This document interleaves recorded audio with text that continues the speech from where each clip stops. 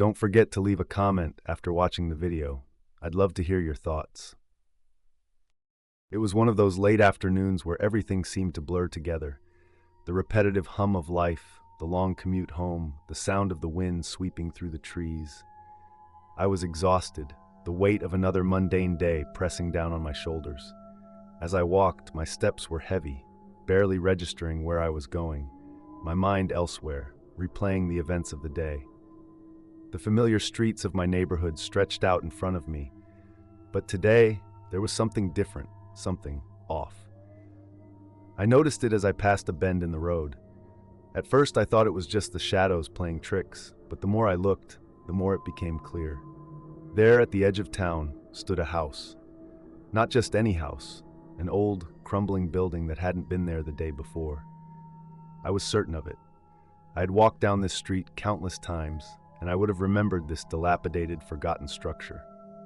It was as if it had appeared overnight. The house was strange, with thick vines climbing its crumbling stone walls and broken windows that seemed to be watching me.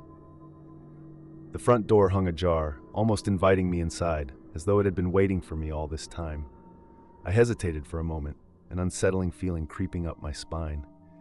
The wind howled, making the branches of nearby trees sway like restless spirits. I glanced back down the street. No one was in sight. The house was abandoned, or at least it seemed to be. There were no lights flickering from inside, no signs of life, yet the air around it felt charged. The kind of feeling you get when you're not supposed to be somewhere, but you can't help yourself. I took a step closer, my curiosity winning over my hesitation.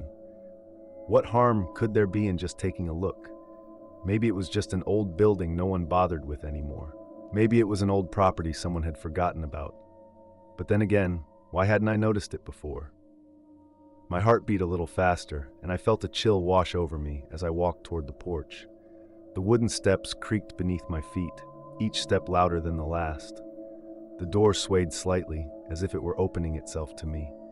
The feeling of being watched intensified, but I couldn't look away. I had to see what was inside. I pushed the door open, the sound of it groaning in protest. Stepping into the dim hallway, I was immediately hit by a musty, stale air. The floorboards creaked as I moved deeper into the darkness. Everything felt wrong. My instincts screamed at me to leave, but my feet refused to obey. It felt like the house was calling me. I didn't know what I was expecting to find. Just an empty house, no doubt. But deep down, a part of me knew that I had stumbled upon something I wasn't meant to see. Something was here. Something that had been waiting. The house seemed to swallow the light, the walls closing in on me as the door quietly slammed shut behind me. It was one of those late afternoons where everything seemed to blur together. The repetitive hum of life, the long commute home, the sound of the wind sweeping through the trees. I was exhausted, the weight of another mundane day pressing down on my shoulders. As I walked, my steps were heavy, barely registering where I was going, my mind elsewhere, replaying the events of the day. The familiar streets of my neighborhood stretched out in front of me, but today there was something different, something off. I noticed it as I passed a bend in the road. At first I thought it was just the shadows playing tricks, but the more I looked, the more it became clear. There at the edge of town stood a house. Not just any house, an old, crumbling building that hadn't been there the day before. I was certain of it. I had walked down this street countless times, and I would have remembered this dilapidated, forgotten structure. It was as if it had appeared overnight. The house was strange, with thick vines climbing its crumbling stone walls and broken windows that seemed to be watching me. The front door hung ajar, almost inviting me inside, as though it had been waiting for me all this time. I hesitated for a moment, an unsettling feeling creeping up my spine. The wind howled, making the branches of nearby trees sway like restless spirits. I glanced back down the street. No one was in sight. The house was abandoned, or at least it seemed to be. There were no lights flickering from inside, no signs of life, yet the air around it felt charged. The kind of feeling you get when you're not supposed to be somewhere, but you can't help yourself. I took a step closer, my curiosity winning over my hesitation. What harm could there be in just taking a look? Maybe it was just an old building no one bothered with anymore. Maybe it was an old property someone had forgotten about. But then again, why hadn't I noticed it before? My heart beat a little faster, and I felt a chill wash over me as I walked toward the porch. The wooden steps creaked beneath my feet, each step louder than the last. The door swayed slightly, as if it were opening itself to me. The feeling of being watched intensified, but I couldn't look away. I had to see what was inside. I pushed the door open, the sound of it groaning in protest. Stepping into the dim hallway, I was immediately hit by a musty, stale air. The floorboards creaked as I moved deeper into the darkness. Everything felt wrong. My instincts screamed at me to leave, but my feet refused to obey. It felt like the house was calling me. I didn't know what I was expecting to find. Just an empty house, no doubt. But deep down, a part of me knew that I had stumbled upon something I wasn't meant to see. Something was here. Something that had been waiting. The house seemed to swallow the light, the walls closing in on me as the door quietly slammed shut behind me. This wasn't just any house, and this wasn't just any day. I had opened the door to something else, and now there was no turning back. The next morning, I woke up with a strange, gnawing sensation in the pit of my stomach. I couldn't shake the memory of the house from my mind, the odd, overwhelming feeling I had as I stepped inside, the door closing behind me. I didn't know what I had seen or felt there, but it was enough to make me uneasy. Yet I tried to brush it off. Maybe it was all just in my head, a figment of an overactive imagination working overtime. I left my apartment and went about my usual routine. The sun was brighter today, and the air had a crisp edge to it, as if trying to erase the unsettling events of last night. But as I walked down the street, something was wrong again. There, at the edge of town, stood the same house. But now, there was something different about it. It wasn't the house itself, not really. No, what caught my attention this time was a door. A door I could have sworn hadn't been there before. I stopped dead in my tracks, my heart leaping into my throat. The wooden door, old and worn, was now standing at the far side of the porch. I had passed by this house countless times, and I knew for certain that it hadn't been there the day before. It was as if the door had materialized overnight. I stepped closer, cautiously, my feet feeling heavy, like they didn't quite belong on the ground. The door stood there, uninviting and silent, but somehow alluring. Its dark, chipped paint seemed to beckon me, despite the voice in the back of my mind screaming for me to turn around. I hesitated for a moment, scanning the rest of the street to make sure no one was watching.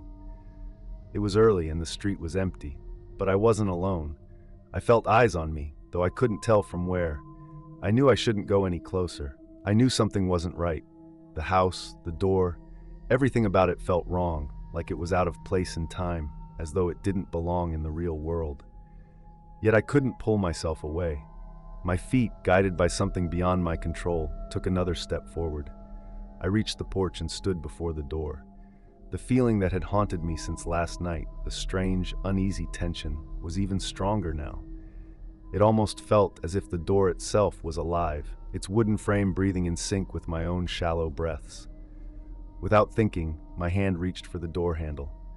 The moment my fingers brushed against the cold metal, a sharp jolt of energy shot through me, like electricity coursing through my veins. It was enough to make me step back, but the door remained still, unmoved. For a moment, everything was silent. I could hear the faint sound of my own heartbeat, pounding in my ears. What was I doing? Why was I so drawn to this door? The same door I had never seen before. Suddenly, I realized something. Something important. I hadn't been imagining the house, and I hadn't been imagining the door either. This was real. But how was it possible? The wind picked up, rustling the leaves, snapping me out of my trance. I stepped back, my mind racing. The door was real. The house was real. But I couldn't understand why it had appeared overnight, or why it seemed so intent on pulling me in. I had to know more. I had to know what lay beyond that door. But as I turned away, something caught my eye. In the corner of the porch, a piece of paper was half hidden under the porch railing. Curious, I knelt down to retrieve it, unfolding the crumpled note with trembling hands. The words were scribbled hastily, as though written in a rush. "Don't open the door. It's not what it seems." My breath caught in my throat. The words burned into my mind, and the unease turned to panic. Who had left this note? How did they know about the door? And what did they mean by, "It's not what it seems"? My instincts screamed at me to walk away, to turn around and forget all of it.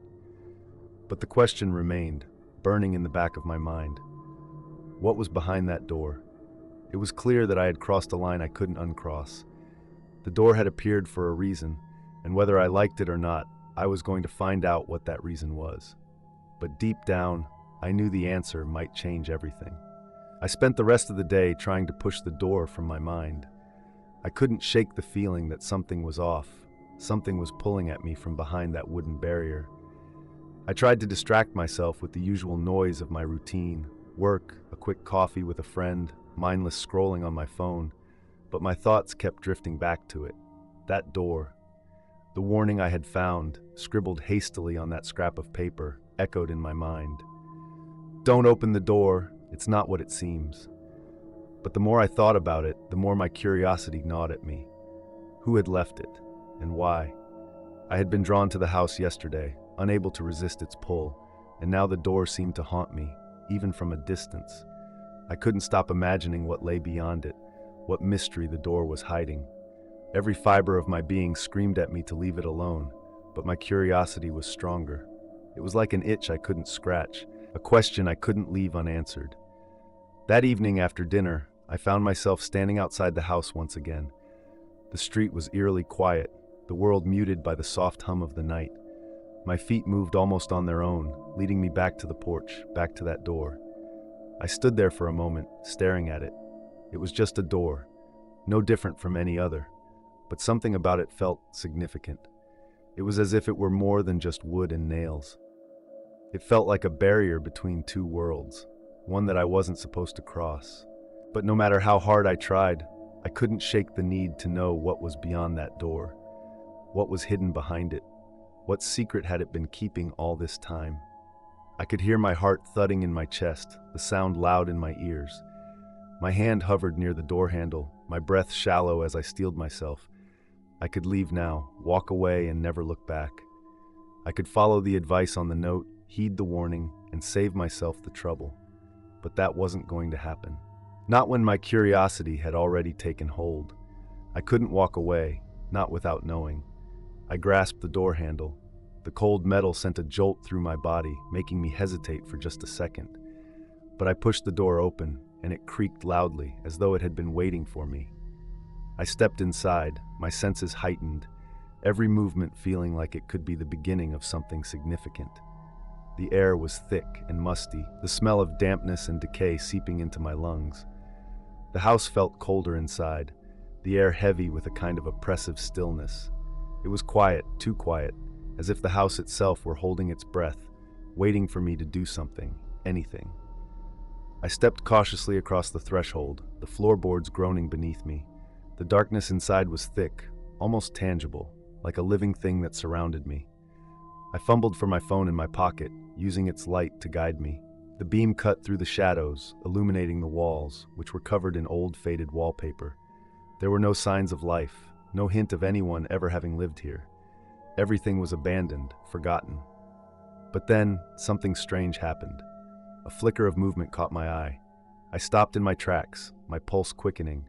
I turned toward the movement, but there was nothing there. Just the shadows, the long, stretching darkness. Was it my imagination, or had someone, just moved in the corner of the room? I swallowed hard, the air feeling heavier with every passing second. I had already crossed the threshold, and now I couldn't back out. My feet carried me deeper into the house, drawn by a pull I couldn't explain. I had to know what was in here, no matter what it was. But as I walked deeper into the house, the unease began to grow. There was something wrong here, something old, something buried deep. I could feel it in the walls, in the creak of the floors beneath my feet, in the way the shadows seemed to shift and move around me. And that's when I heard it. A faint whisper. Too soft to understand at first, but it grew louder, clearer with each passing moment. It was a voice I couldn't place, but it sent a chill down my spine. The voice wasn't speaking to me, not directly, but I could feel it. It was as though the house itself was calling me. I froze. The whisper continued, but now it felt urgent. My skin crawled. Something was wrong. I shouldn't be here. I shouldn't have opened the door. But my curiosity had already led me too far. I took a deep breath and pressed on, unable to turn back now. I had crossed the line, and there was no going back. The door creaked as it swung open, revealing a space that felt like it had been untouched for years. The light from my phone illuminated only the edges of the room, leaving the center shrouded in darkness. The air was musty, thick with the scent of old wood and dust. It felt like stepping into a time capsule, a place that had been frozen in time, abandoned by the world outside. The room was small, but it stretched out far beyond what my light could reveal. The walls were lined with shelves, stacked high with what seemed like a hodgepodge of forgotten items, old books, broken furniture, tarnished trinkets. Some things were covered in a thin layer of dust, while others were so old they seemed to be deteriorating before my eyes. Every inch of the room felt suffocating, as if the air itself had been sealed in here for decades. I took a step forward, my heart pounding in my chest. The sound of my footsteps echoed in the silence, and I winced, as though I had disturbed something that had been at rest for far too long. The room felt like it was holding its breath, waiting for me to make a move, to disturb whatever was hidden in the shadows.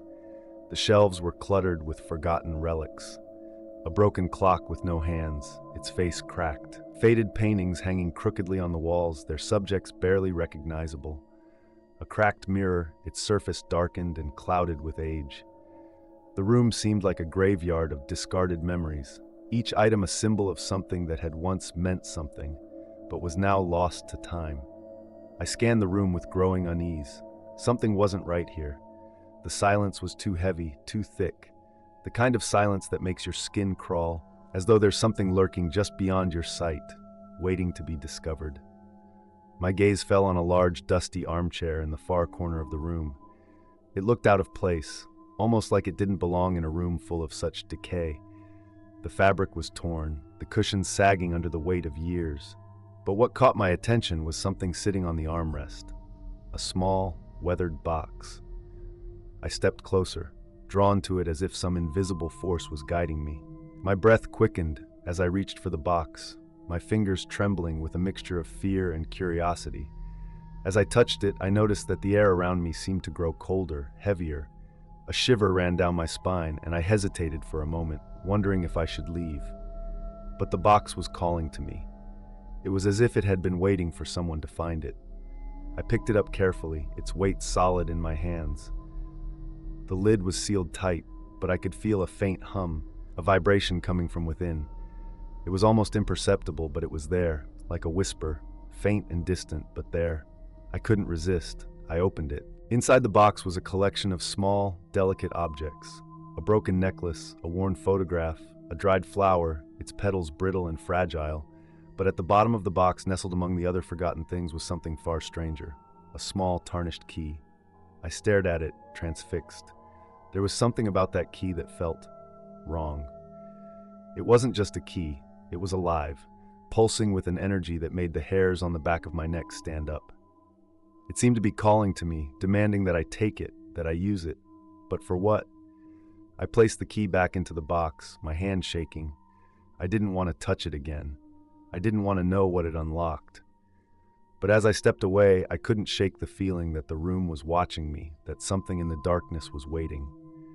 I turned to leave, but as I did, I heard a soft click. A door had closed somewhere behind me, the sound echoing in the silence. I whipped around, but there was no door, no visible way out. My stomach twisted in knots as I realized that I was trapped. The room seemed to shift. The walls closed in around me, the shelves growing taller, the darkness deepening. The whispering was louder now, almost frantic. The air was thick with the sound of things moving, things that should not be moving. I stumbled backward, my heart racing, my mind spinning. The room had changed. It wasn't the same as it had been when I entered. Something had shifted, and now it felt as though it was closing in on me, as though it were alive, breathing, watching me. And then I heard it, a low, guttural sound from the shadows. Something was coming for me. Something that had been waiting in this room for years, decades, maybe longer. I ran for the door that hadn't been there moments ago, my breath coming in ragged gasps. My mind screamed at me to get out, to escape before it was too late. But as I reached for the handle, I felt a cold, bony hand grip my shoulder. I spun around, but there was nothing there, except the whisper, louder now, closer than ever before. "Stay with us," it hissed. The room had become my prison, and now there was no escape. The room grew colder the longer I stood there. The light from my phone flickered, casting eerie shadows across the dimly lit space. I strained my ears, trying to make sense of the silence, but it was different now. It wasn't the usual quiet, the kind of silence that comes with an empty room. No, this was unnatural, alive almost. At first I thought I was imagining it. A low hum, barely audible, seemed to fill the air. My heart started racing. I turned quickly, my eyes scanning every corner, every shadow, looking for something, anything, that could explain the noise. But there was nothing, only the darkness and the shadows that stretched out in strange ways across the walls. Inside the box was a collection of small, delicate objects. A broken necklace, a worn photograph, a dried flower, its petals brittle and fragile. But at the bottom of the box, nestled among the other forgotten things, was something far stranger. A small, tarnished key. I stared at it, transfixed. There was something about that key that felt wrong. It wasn't just a key, it was alive, pulsing with an energy that made the hairs on the back of my neck stand up. It seemed to be calling to me, demanding that I take it, that I use it. But for what? I placed the key back into the box, my hand shaking.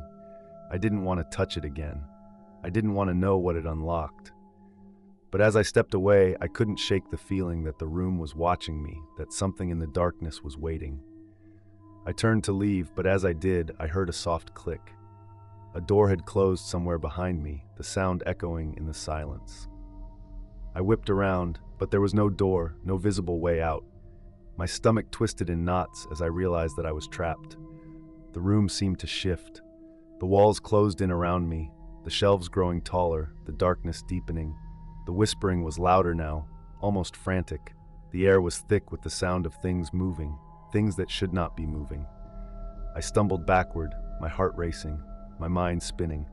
The room had changed. It wasn't the same as it had been when I entered. Something had shifted, and now it felt as though it was closing in on me, as though it were alive, breathing, watching me. And then I heard it, a low, guttural sound from the shadows. Something was coming for me. Something that had been waiting in this room for years, decades, maybe longer. I ran for the door that hadn't been there moments ago, my breath coming in ragged gasps. My mind screamed at me to get out, to escape before it was too late. But as I reached for the handle, I felt a cold, bony hand grip my shoulder. I spun around, but there was nothing there, except the whisper, louder now, closer than ever before. "Stay with us," it hissed. The room had become my prison, and now there was no escape. The room grew colder the longer I stood there. The light from my phone flickered, casting eerie shadows across the dimly lit space. I strained my ears, trying to make sense of the silence, but it was different now. It wasn't the usual quiet, the kind of silence that comes with an empty room. No, this was unnatural, alive almost. At first I thought I was imagining it. A low hum, barely audible, seemed to fill the air. My heart started racing. I turned quickly, my eyes scanning every corner, every shadow, looking for something, anything, that could explain the noise. But there was nothing, only the darkness and the shadows that stretched out in strange ways across the walls.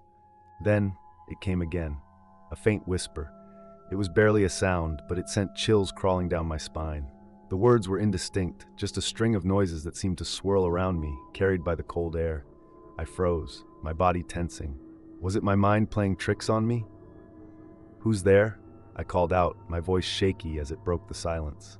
The words felt hollow, swallowed by the oppressive stillness of the room.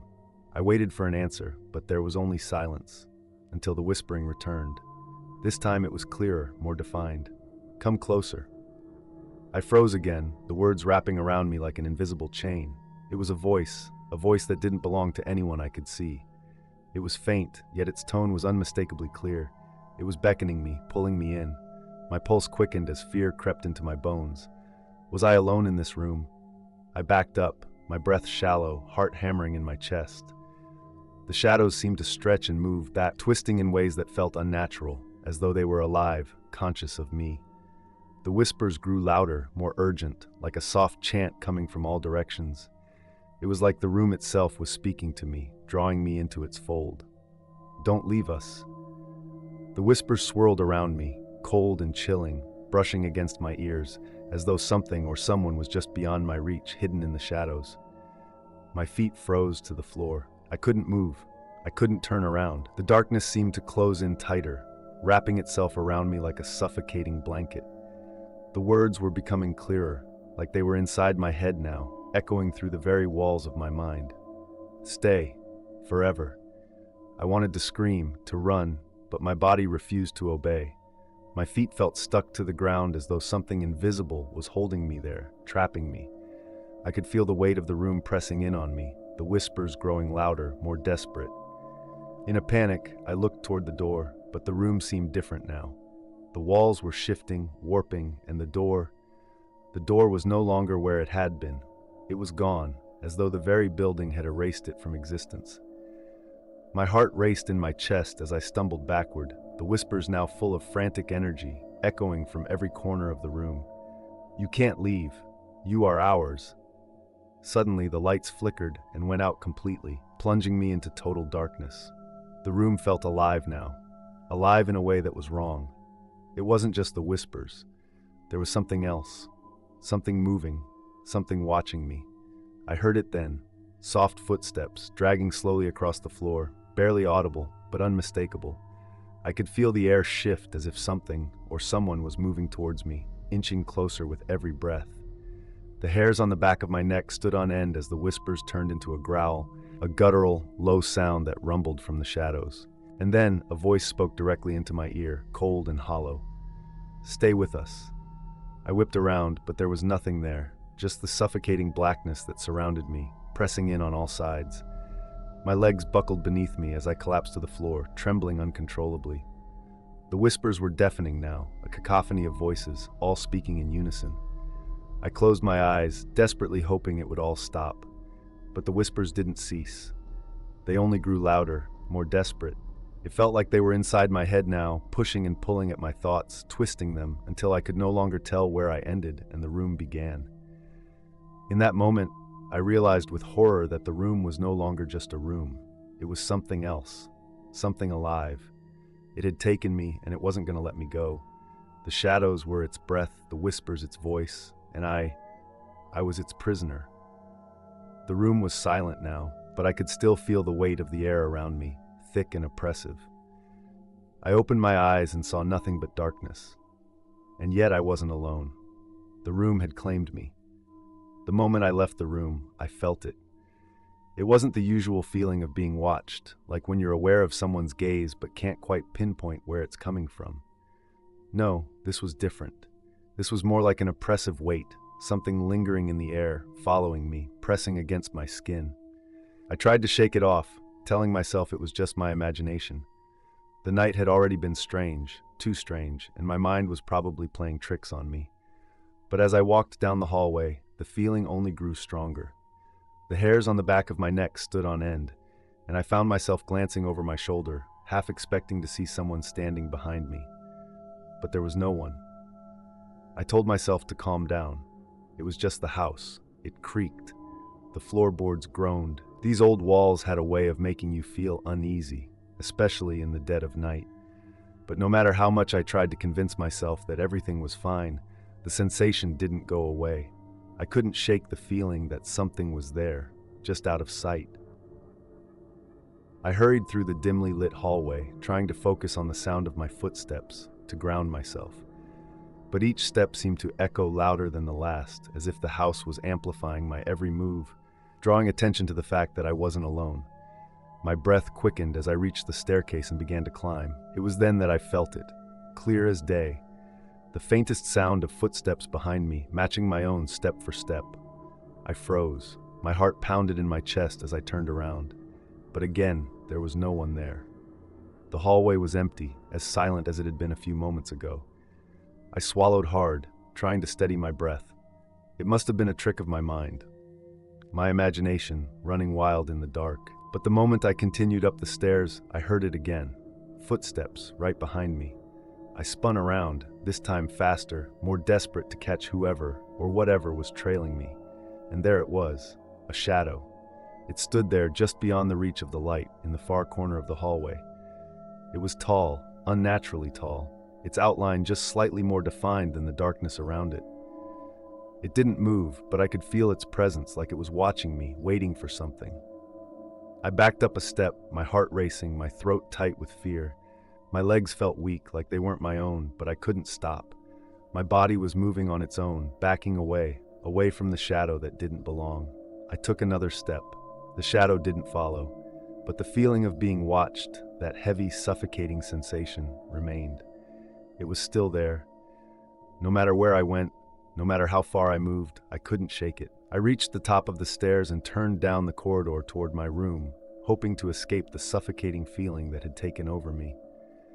But as I walked, the footsteps resumed just behind me, a rhythmic echo that mirrored my own every step. I sped up, but the shadow seemed to speed up with me. It followed, as though it was connected to me, tied to my every movement.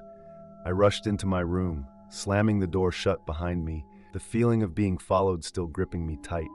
I locked the door and stood there, breathing heavily, my mind racing. But even as I stood in the silence of my room, I could feel it. It was still there, a shadow that I couldn't shake, a presence that was always with me, no matter where I went, no matter how far I ran, no matter how many doors I shut behind me. It was inside me now, inside my thoughts, inside my every waking moment. I could never escape it. And I knew, deep down, that it would never leave me.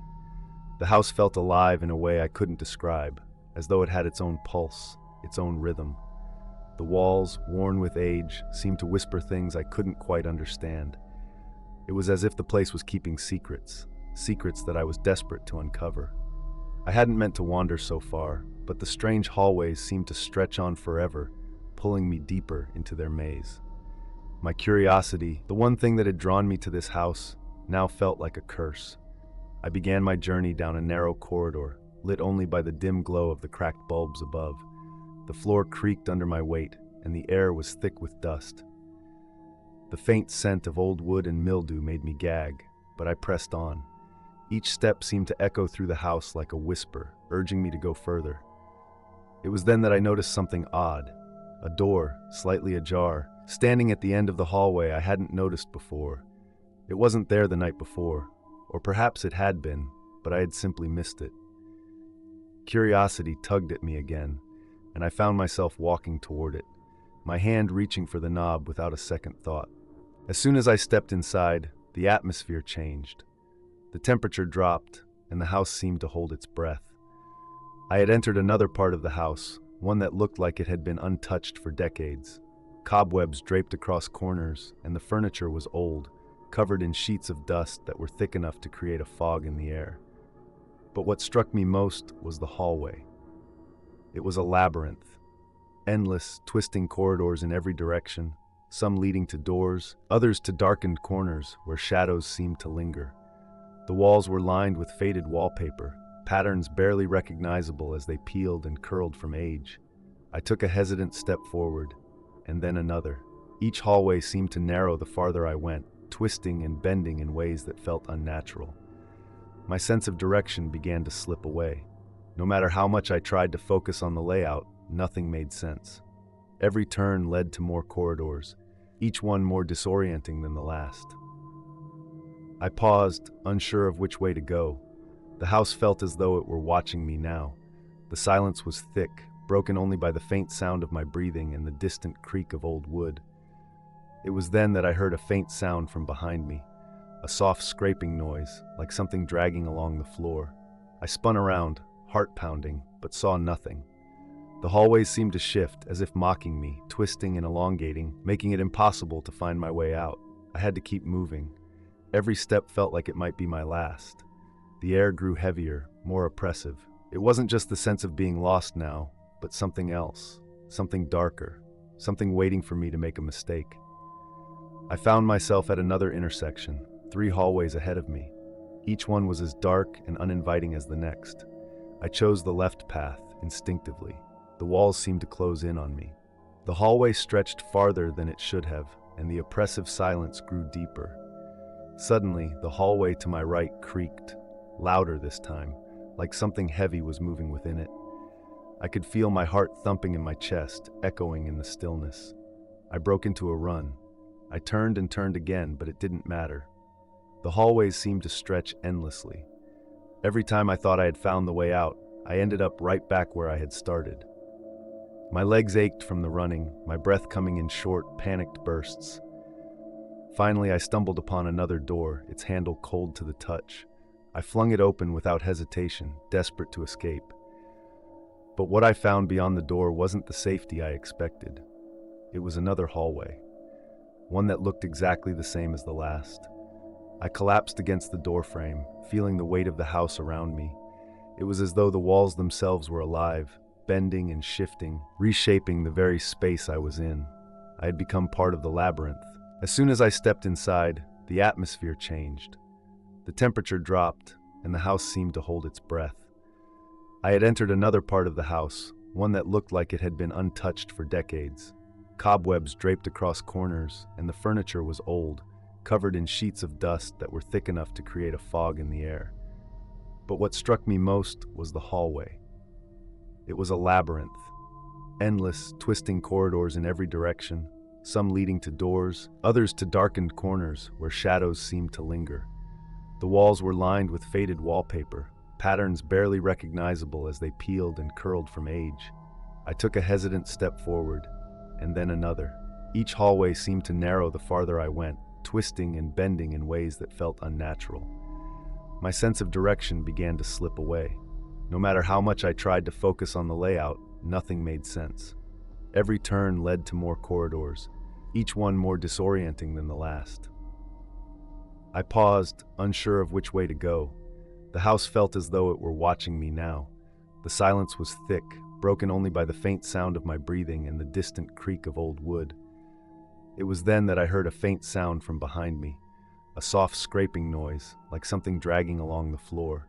I spun around, heart pounding, but saw nothing. The hallways seemed to shift, as if mocking me, twisting and elongating, making it impossible to find my way out. I had to keep moving. Every step felt like it might be my last. The air grew heavier, more oppressive. It wasn't just the sense of being lost now, but something else, something darker, something waiting for me to make a mistake. I found myself at another intersection, 3 hallways ahead of me. Each one was as dark and uninviting as the next. I chose the left path, instinctively. The walls seemed to close in on me. The hallway stretched farther than it should have, and the oppressive silence grew deeper.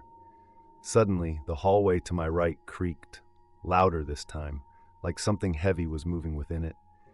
I could feel my heart thumping in my chest, echoing in the stillness. I broke into a run. I turned and turned again, but it didn't matter. The hallways seemed to stretch endlessly. Every time I thought I had found the way out, I ended up right back where I had started. My legs ached from the running, my breath coming in short, panicked bursts.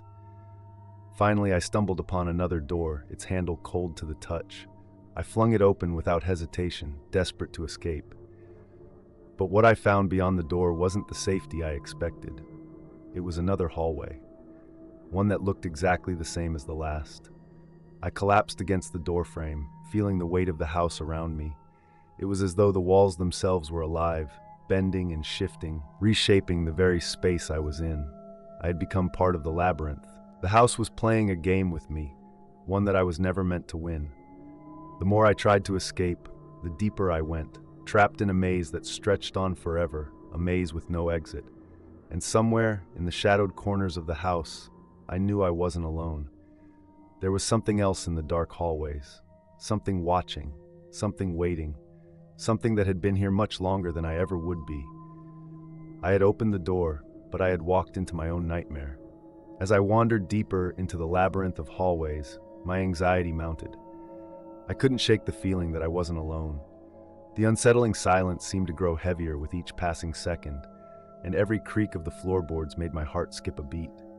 Then I saw it. At the far end of one hallway, just around the corner, were fresh footprints. My breath caught in my throat as I slowly approached. The footprints were clearly visible in the dust, their edges sharp and defined. They were large, heavy prints, as though someone had walked through recently, disturbing the thick layer of dust on the floor.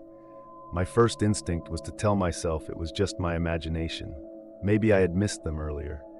But that thought quickly vanished as I noticed something else. The prints weren't mine. They weren't the same as the ones I had been leaving as I wandered through the house. These prints were fresh. The dust had been disturbed just enough that it was obvious they hadn't been here long. I hesitated. Was I really alone in this place? I turned, my eyes scanning the hallway behind me, half expecting someone to appear from the shadows. The house felt more oppressive than ever, as if it were breathing around me, watching my every move. I took a step back, my mind racing. Who had been here, and why were they here? I continued down the hallway, the footprints leading me deeper into the house.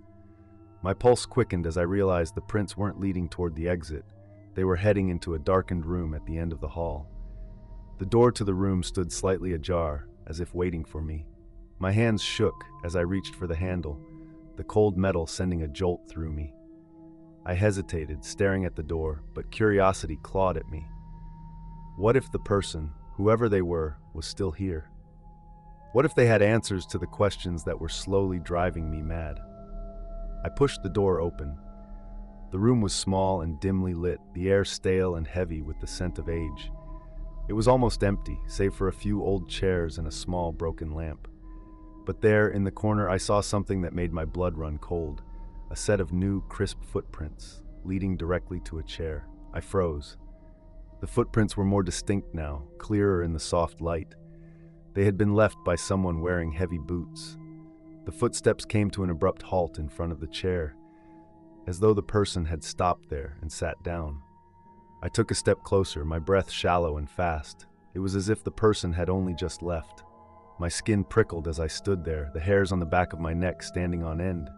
A heavy weight pressed against my chest. I could feel someone, or something, was watching me. The silence was suffocating, and the air around me seemed to grow colder. I glanced around, my eyes darting from one corner to the next. I couldn't shake the feeling that I wasn't alone. The longer I stood in that room, the more certain I became. The person who had left those prints was close, too close for comfort. Suddenly I heard it, a soft creak from the corner of the room. A subtle sound, but enough to send a jolt of terror through me. I whipped around, my heart pounding, but the room was empty. Just as quickly as the sound came, it faded away, leaving me in a suffocating stillness once again. I turned back to the footprints. There was no sign of where they had gone, no indication of where the person might have disappeared to. It was as if they had vanished into thin air. I backed away slowly, my mind racing with questions. How could someone have been here so recently? Why hadn't I heard anything? Had they been watching me all along? The footprints were like a breadcrumb trail, leading me deeper into the unknown, and I couldn't help but follow. As I left the room and returned to the hallway, the oppressive feeling of being watched only grew stronger. The house seemed to shift around me, the walls closing in. I could still hear the faint creaks and whispers, though now they seemed more distinct, more deliberate. It was like something, was moving just out of my sight, waiting for me to make a mistake. I turned a corner and saw a shadow move at the end of the hallway. A flash of movement, quick and fleeting, but enough to send a wave of cold fear through my body. I rushed forward, my breath quickening, desperate to find a way out of this nightmare. The footprints, the whispers, the shadow, there was something here, something that wasn't supposed to be, and it was following me. The house had been abandoned. I was sure of it, but now, with every step I took, it felt more like a trap, and I was its prey. As I continued down the hallway, my breath came in quick, shallow gasps. The oppressive silence weighed heavily on me, and the tension in the air seemed to thicken with each step. The footprints in the dust, the whispers, the shadow that moved at the end of the hallway, it all felt like a nightmare I couldn't wake up from. But then, something changed. It started as a subtle shift in the air, a faint prickling sensation on my skin. At first, I thought it was just my nerves, but then it became impossible to ignore. The temperature dropped, almost as if a switch had been flipped. A cold, biting chill swept through the hallway, making the hairs on the back of my neck stand up. The sudden drop in temperature was jarring, like stepping into a freezing lake after being in the sun. It wasn't just a slight coolness, it was a sharp, unnatural cold that seemed to pierce through my clothes, sinking deep into my bones. I shivered involuntarily, my body instinctively reacting to the sudden change. I wrapped my arms around myself, trying to warm up, but the cold only deepened. It felt wrong, as though the air itself had become thick and suffocating. It was no longer just a chill, it was a presence, a force that was here with me, and it was making its way through the house, taking over everything in its path. I pressed forward, my footsteps echoing in the eerie stillness, but the cold seemed to follow me, wrapping itself around me like a suffocating blanket. The air felt heavy, thick with something unexplainable, as if the house itself were alive and watching me. The walls felt like they were closing in, and I could feel my pulse quicken as the coldness deepened. As I moved deeper into the hallway, I noticed something strange. The temperature wasn't just dropping in the air around me, it was coming from the walls. The stone walls that had once felt solid and unmoving now felt as though they were radiating an unnatural cold, as if they were absorbing the very life force from the room itself. My fingers brushed against the wall, and I recoiled in shock. It was like touching ice. I turned back, my mind racing, but the hallway seemed endless now. No matter how far I walked, the cold kept following me, pressing in on all sides. The air grew thick, the shadows around me deepening, and I could hear the soft sound of something scraping against the walls, like fingernails on stone. A noise, faint but unmistakable, echoed from somewhere in the distance. A low, guttural growl, like something deep in the heart of the house was awakening. The coldness around me seemed to intensify, and I felt my heart pounding in my chest. Every breath I took was sharp and ragged, as if the air itself had become harder to inhale. I looked down the hallway, the darkness seeming to stretch out before me, and I realized I was no longer alone. The shadows moved, and something was there, just beyond my sight. Something watching me. The cold grew more intense, more suffocating. It wasn't just the temperature, it was as if the house itself was alive, feeding off my fear, feeding off my very existence. My skin felt like it was being pricked by thousands of invisible needles, and I could feel a strange pressure on my chest, like something was trying to crush the breath out of me. I stumbled backward, my legs shaking, but the cold kept advancing. It felt like the house was closing in on me, trapping me in this nightmare of darkness and ice. I tried to run, but my legs felt heavy, my movements sluggish, as though the very air was weighing me down. The growling noise grew louder, and I realized it wasn't just a noise, it was a presence. Something was approaching. Something was coming for me. I couldn't breathe. I couldn't move. The cold was everywhere now, pressing in from all sides, and I could feel the presence closing in on me, its malevolent energy wrapping around me like chains. And then, just as suddenly as it had appeared, the coldness stopped. The air returned to normal, the oppressive chill lifting as quickly as it had descended. My breath came in ragged gasps, and I looked around, disoriented, trying to make sense of what had just happened. The shadows no longer seemed to be watching me. The walls were silent. The house was still, as if nothing had ever occurred. But I knew something was wrong. Something dark and terrible had been lurking just beneath the surface, and it had shown itself to me. I didn't know what it was, but I knew I had to get out. I turned and ran, my footsteps echoing in the hollow silence. The house seemed endless, its hallways stretching on forever, and with every turn I could feel the coldness creeping back, just out of reach. I had to escape, but as I raced toward the exit, I knew it wasn't going to let me leave that easily. The house had claimed me, and it wasn't going to let go without a fight. It was a rainy afternoon when I first found it. The storm had turned the sky dark and oppressive, casting long shadows over the house.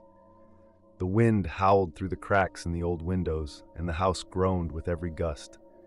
I had spent the morning cleaning out the attic, sorting through dusty boxes and forgotten trinkets that had been left behind by the previous owner. It was an old house, one with creaky floors and a sense of abandonment that made it feel like a place frozen in time. I was about to leave for the day when I noticed something strange. A small, weathered book tucked away in the farthest corner of the attic. It was almost completely hidden beneath a pile of old magazines, and its brown leather cover was worn with age. There was no title on the spine, just intricate patterns that seemed to swirl and shift when I looked at them. I reached for it without thinking, my curiosity piqued. The moment my fingers brushed the cover, a shiver ran down my spine. It wasn't just cold, there was an electric charge in the air, as if the book itself were alive, waiting for me to open it. I hesitated, feeling a strange sense of dread settle over me, but my curiosity was stronger than my fear. I opened the cover. The pages were yellowed with age, but the writing was still clear, though the language seemed unfamiliar. Words twisted and turned in ways I couldn't understand, and there were strange symbols scattered across the pages. As I flipped through the book, I felt an unsettling sensation creeping up my spine.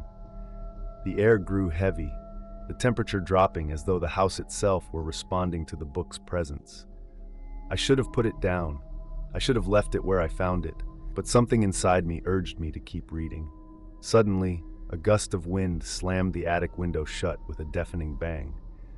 The room went silent, and I was left alone with the book and the strange, unexplainable sensation that had settled in the pit of my stomach.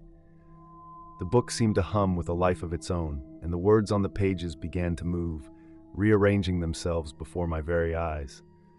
The whispers started.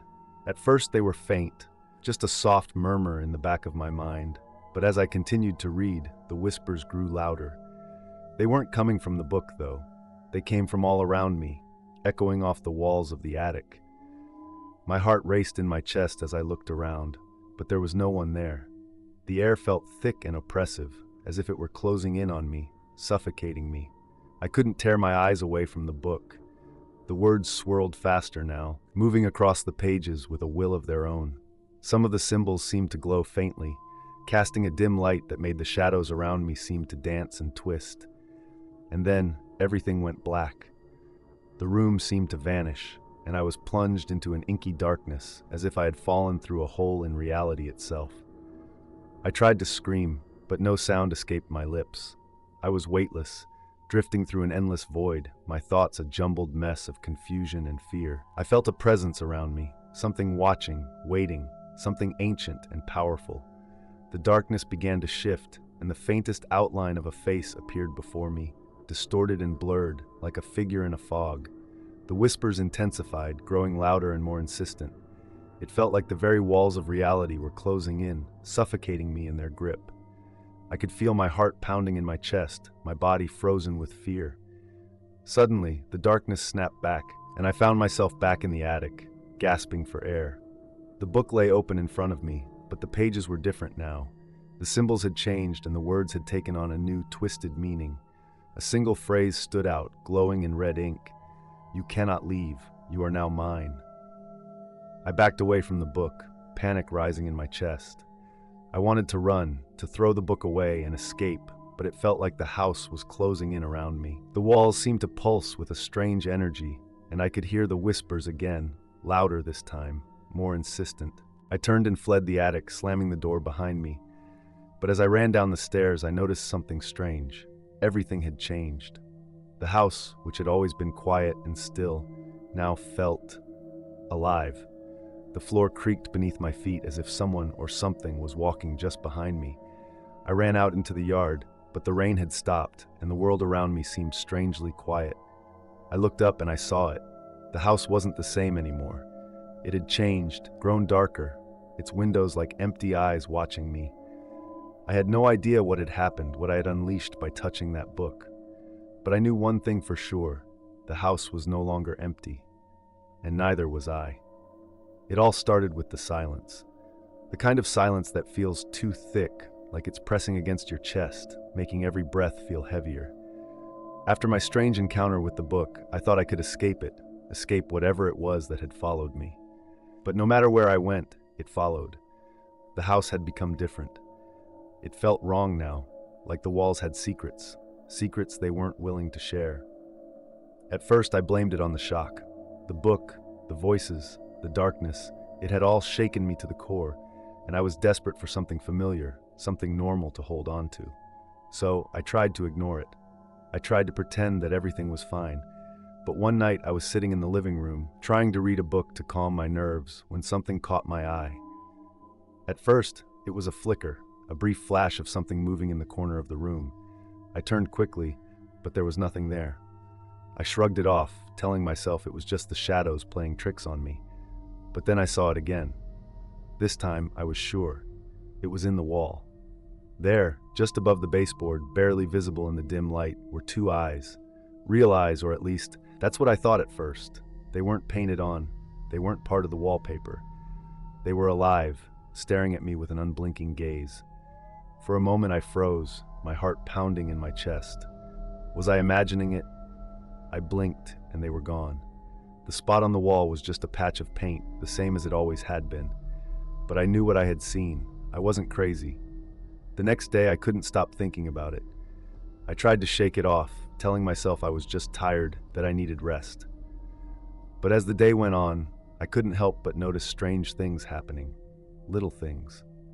At first, they were easy to ignore, like how the shadows in the corners of the room seemed to move when I wasn't looking, or how the mirrors would fog up, only to clear immediately when I reached out to touch them. But then at night, the eyes returned. This time they weren't hidden in the walls. No, they were everywhere. Everywhere I went, no matter where I looked, those eyes were there, watching me. They were in the cracks of the ceiling, the tiles of the floor, the edges of the curtains. They were drawn, their lines rough and uneven, but unmistakable. The eyes were there, hidden in the fabric of the house itself. I tried to ignore them, to pretend they weren't real. But the more I tried to ignore them, the more they multiplied. They followed me. They watched me as I moved from room to room, their gaze fixed on me, unblinking. I started to hear whispers again, faint but persistent, just like before. The whispers came from the walls, from the shadows, from the places where the eyes lingered. I could no longer tell if they were real or just my mind playing tricks on me. The worst part was that the eyes didn't feel like they were just watching me. They were waiting for something, watching for something to happen. And then one night, I made the mistake of touching one of the eyes. It was an impulse, a desperate need to prove to myself that they weren't real. But the moment my fingers brushed against the mark on the wall, I felt a jolt of electricity surge through my body. It wasn't painful, but it was enough to make my skin crawl. The eyes flinched as if they were alive, pulling away from my touch. The room went cold. I tried to pull my hand away, but the eyes seemed to grip me, drawing me closer, as if they were pulling me into the walls themselves. I screamed, but no sound came out. It was like the house was swallowing my voice, trapping me in its suffocating grip. And then I heard it, the whisper that had been echoing in my mind, louder than ever before. "You shouldn't have touched it. Now you're ours." The floor beneath me cracked, and the walls seemed to bend inwards, their eyes shifting, multiplying, becoming more and more chaotic. They were everywhere now, surrounding me. They weren't just watching anymore. They were judging, observing, and then they began to speak. The whispers filled my mind, too many voices to count, all speaking at once. I couldn't understand their words, but I could feel the meaning behind them, an overwhelming sense of doom, of inevitability. I was trapped. There was no escape. The walls closed in around me, the eyes watching, the whispers getting louder, until it all became too much. And then, just as suddenly as it had all started, everything stopped. The house was silent again. I stood frozen in the center of the room, my heart racing, my body trembling. The eyes were gone, the whispers had ceased. But I knew deep down that they were still there, hidden somewhere in the walls, waiting, watching. I didn't stay in the house that night. I ran. I ran as far and as fast as I could, but no matter where I went, I knew the truth. The eyes would follow me. They were never gone. They were always watching. And now, no matter where I go, I can feel them, watching, waiting. It was late, too late for anyone to be awake. I had been exploring the old house for what felt like hours, and my nerves were wearing thin. The creaking of the floorboards beneath my feet, the faint sound of the wind howling through the cracks in the windows. It all made the atmosphere so unnerving. But what bothered me the most wasn't the isolation, nor the eerie silence that seemed to suffocate the house. It was that one door. I had already explored every room, from the dusty attic to the mold-covered basement, but there was one door I hadn't dared to open, the one at the far end of the hallway, hidden behind a faded curtain. It was an old, heavy wooden door, its surface scarred by age and neglect. Something about it made my skin crawl, and my feet instinctively avoided stepping near it whenever I walked down the hallway. But tonight, something was different. My curiosity had gotten the better of me. I had to know what was behind it. Every other room in the house had been a disappointment, each one filled with broken furniture and forgotten trinkets. This door, however, felt like it held a secret. A deep, dark secret that I needed to uncover. I walked toward it, my heart pounding in my chest. The hallway was deathly quiet, and the light from the single flickering bulb overhead cast long, grotesque shadows on the walls. I stood before the door, my hand hovering just inches from the cold, brass doorknob. I could feel something off. It was as if the house itself was holding its breath, waiting for me to make the next move. I turned the doorknob. At first, it felt normal, a slight resistance, the kind you'd expect from an old door. But then, nothing. No give. The door refused to budge. I twisted the knob again, harder this time, but the door stayed locked in place. A cold chill ran down my spine. It was as if something on the other side was holding the door shut, preventing me from opening it. I tried pushing against the door, my body straining with the effort, but it wouldn't move.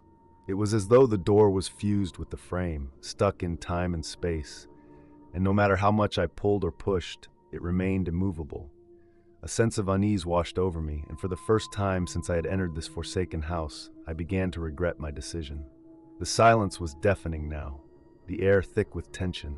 I leaned in closer, my ear pressing against the wood, hoping to hear something, anything, that might explain this strange occurrence. And then I heard it, a soft scraping sound. It came from the other side of the door, faint at first, but growing louder. My pulse quickened as I strained to listen. It was like something or someone was moving on the other side, slow, deliberate. I could hear the faint sound of breathing, labored and heavy, as if whatever was in there had been waiting for me. I stepped back from the door, heart racing, my breath shallow. I didn't know what to do. Should I leave? Should I try harder to open it? The house was beginning to feel alive, like it was watching me, waiting for me to make a mistake.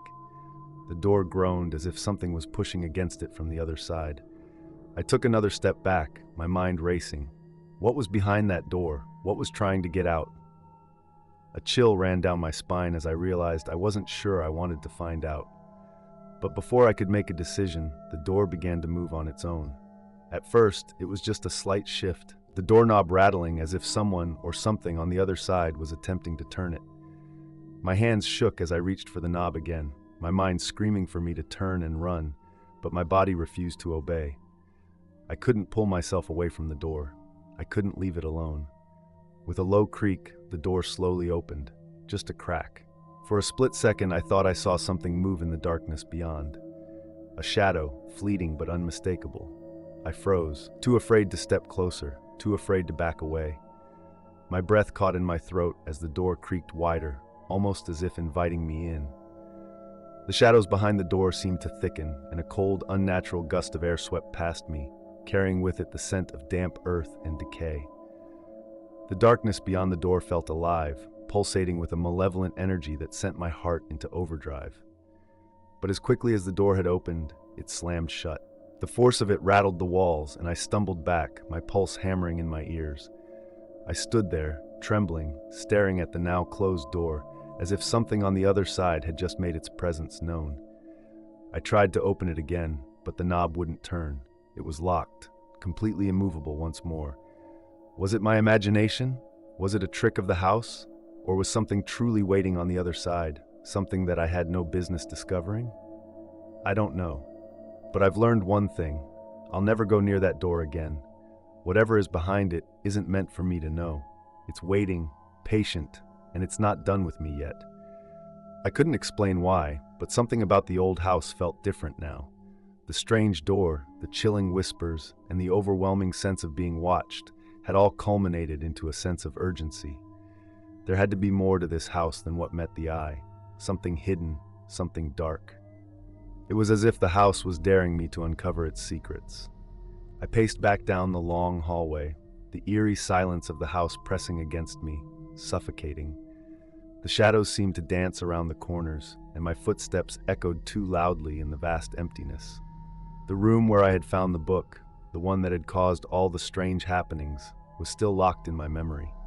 But today there was something new, a draft. I had noticed it earlier when I passed by an old bookshelf near the far end of the hallway. A faint, cold breeze had slipped through the cracks in the wooden panels. At first I thought it was just my imagination. After all, the house was old. But then the breeze became more pronounced, as if calling me toward it. I hesitated, standing before the bookshelf. The old wooden shelves were lined with dusty books, most of them falling apart from age. But there was a section of the shelf that seemed off, as if it didn't quite match the rest of the room. My eyes narrowed as I leaned in closer, my hand brushing against the faded spines of the books. And then I saw it. A small, barely noticeable crack in the wall behind the books. I could feel my heart race as I ran my fingers along the edges. The crack wasn't just a crack, it was a seam, a door cleverly disguised within the bookshelf. My pulse quickened. A hidden passage? In this house? My mind screamed at me to turn away, to leave this place before I got in too deep, but my curiosity pulled me forward. I pushed against the bookshelf with all my might, and after a moment of resistance, the wall shifted. The passageway behind it slowly creaked open, revealing a narrow, dark corridor leading deeper into the bowels of the house. A shiver ran down my spine, but I couldn't stop now. The door had opened. The secret was mine to uncover. I stepped into the passage, the air cool and damp, thick with the smell of age and dust. The walls were made of old stone, and the ground beneath me was uneven, as though the passage had been built hastily, perhaps hidden long ago. The passage was tight, barely wide enough for one person to pass through at a time, but I had no choice. The more I walked, the further I went, the stronger the sense of being watched grew. Every step I took seemed to echo louder than the last, and the darkness around me felt oppressive. The further I walked, the less I could hear the world outside. It was as if I was moving further and further away from the house I had once known. This was another world entirely, buried under layers of time. The passage began to slope downward, and my heart raced. My breath quickened. I wanted to turn back, but I couldn't. I couldn't shake the feeling that I was about to discover something monumental, something that had been hidden away for a long time. It felt like a secret meant only for me to uncover. The passage seemed to go on forever, and I lost track of time as I moved deeper into its darkness. My hands scraped along the cold, damp walls for guidance. I couldn't see anything ahead of me except the vague outline of the corridor. The darkness pressed in on me from every side, suffocating me, and I had to fight against the rising panic in my chest. And then, ahead of me, I saw it. A faint light. It wasn't much, just a glimmer, but it was enough. I moved toward it, drawn by an unseen force. As I approached, I could make out a large, ancient wooden door at the end of the passage. The light, dim and flickering, seemed to seep from beneath it, casting strange shadows on the walls. The closer I got, the more my breath hitched. I had no idea what lay beyond that door. It could have been another room, another mystery waiting to be unraveled, or it could have been something much worse. But I had come this far. I wasn't turning back now. I reached out and grasped the cold, iron handle of the door. It creaked loudly as I turned it, and the moment it opened, I was hit with a wave of cold air. The room beyond was shrouded in darkness, with only the faintest hint of light flickering in the far corner. My eyes tried to adjust to the dimness, but there was something strange about the air, something unnatural. As my eyes finally settled, I could make out shapes in the room, strange, tall figures, standing motionless in the shadows. My blood ran cold as I realized they weren't human. The shapes seemed to twist and writhe as though they were alive but bound by something that prevented them from moving. But their eyes, followed my every movement. I took a hesitant step forward, my feet dragging against the floor. The figures didn't move, but I could feel their presence, pressing in on me from all sides. I didn't know what they were or what they wanted, but I knew one thing for certain. I wasn't alone in this room. And the passage behind me, it had closed. I was trapped in the darkness with the things that waited beyond that door. I knew then that the house had never been meant to be explored, that it had been hiding secrets too dangerous for anyone to uncover. But it was too late now. The mystery had pulled me in, and I couldn't escape its grip. I could only wonder what would happen next. What would these creatures do to me? Or was I simply another secret to be hidden away in the depths of the house, a part of its forgotten past? As I stood frozen in the dimly lit room, the eyes of those figures pressing against my every move, a sense of foreboding took hold of me. The air felt thick, charged with an energy I couldn't explain. I knew then that I had unlocked something far darker than I could have imagined, a hidden part of the house, a forgotten past that should have stayed buried. But it was too late. The door was now behind me, and the passage had sealed itself. There was no way out. I took a tentative step into the room, my eyes scanning the darkness, desperately searching for any sign of movement. The figures, though unmoving, seemed to pulsate with a strange energy. Their eyes, dark and hollow, followed me wherever I went, as if they were aware of my every thought. I felt a chill run through me, one that wasn't just from the cold air in the room. A strange feeling of being inside the house's secret, as if the house had been watching me all along, waiting for me to uncover its long-forgotten history. And then, I saw it. In the far corner of the room, partly hidden by the figures, was an old, weathered chest. It sat there, forgotten, its surface covered in dust and grime. But something about it called to me. It was as if it held the answers to everything I had been feeling, everything that had led me to this moment. My heart raced, and I knew I had to open it. I approached the chest cautiously, my footsteps soft against the creaky floor. The whispers of the shadows seemed to grow louder as I reached for the lid, my fingers trembling. As I lifted it, a cold gust of air rushed out, carrying with it a smell of age and decay. Inside the chest lay a collection of old papers, yellowed and brittle with time. There was a journal, its leather cover cracked, and several faded photographs. The moment I laid eyes on the journal, I felt a strange pull, as if it was meant for me to read. The pages were delicate, yet there was something undeniable about the weight of the words inside. I opened the journal carefully, the pages rustling as I skimmed through them. The handwriting was messy, almost frantic, and the words seemed to leap off the page, recounting a history I could barely comprehend. The entries began with the house's construction, how it was built in the early 1800s by a man named Heinrich Vogel, a wealthy and ambitious architect. But as I read on, the tone shifted. Vogel had been obsessed with the idea of immortality, and his obsession had led him to the occult. The journal spoke of rituals performed in secret rooms, of dark forces summoned beneath the house, and of sacrifices made to appease whatever entity Vogel had believed would grant him eternal life. But as the entries progressed, they became darker. Vogel had disappeared without a trace, leaving only cryptic notes behind. The house itself had been abandoned for years after his disappearance, but strange things had continued to happen. Disappearances, strange occurrences, and whispers in the night. It seemed that the house itself had become cursed, as if the rituals performed there had left a lasting mark on the very walls. As I read through the journal, a chilling realization hit me. The figures in the room, the shadows that seemed to move on their own, weren't just hallucinations or tricks of the mind. They were tied to the house's dark past, to the rituals that had been performed and the forces that had been summoned. I was standing in the very place where Heinrich Vogel had made his deal with the unknown, and whatever had been awakened in those rituals was still here, still waiting. The more I read, the more I understood. The house was alive with its history, its dark energy. The figures in the room were not simply the remnants of the past. They were the embodiment of the curse that Vogel had unleashed. And now I was trapped in that curse. But there was more. At the end of the journal, I found a final, desperate entry written in a shaky hand. It described how Vogel had tried to escape the consequences of his actions, how he had attempted to undo the ritual. But it was too late. The forces he had summoned had become too powerful, and they had claimed him. His final words were a warning. The house will never let you go. Once you open the door, you belong to it, forever. I felt the weight of his words settle over me, the truth of them sinking into my bones. The house had claimed Vogel, and now it was claiming me. A loud crash echoed through the room, and I spun around, my heart hammering in my chest. One of the figures, the closest one, had moved.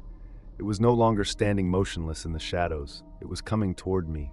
I backed away, panic rising in my throat. I didn't know what was real anymore, what was part of the house's twisted history, and what was now happening to me. But one thing was clear: I was no longer in control. The shadows closed in on me, the figures slowly advancing, their hollow eyes staring into mine. And the whispers grew louder, as if the house itself was speaking, beckoning me deeper into its dark heart. I realized then that I had never truly escaped the curse. It had followed me, waiting for me to open that door. The room, the house, it was all one living, breathing thing, and now I was a part of it. There was no going back, and so I remained. The days started to blur together, and my memories of the house began to feel distant, like they belonged to someone else. At first, I told myself it was simply the passage of time, the exhaustion from what I had experienced, the house, the strange rituals, the figures in the shadows. But deep down, I knew something else was happening. Each time I tried to recall the details of what had occurred, I felt as if I was grasping at mist. The memories were slipping through my fingers like sand, impossible to hold on to. I remembered the feeling of coldness, the eyes that watched me from the walls, but the images themselves became more and more faded, as if the house was erasing itself from my mind, piece by piece. Yet the dread, the growing sense of unease remained, growing stronger every day. I would wake up in the middle of the night, my heart pounding for reasons I couldn't explain. Sometimes I thought I could hear footsteps in the hallways, but when I looked, there was nothing there. At other times, I'd find strange markings on the walls, symbols I didn't remember seeing before. They would disappear the moment I blinked, like they were never really there. But the feeling of being watched, of being hunted, never left.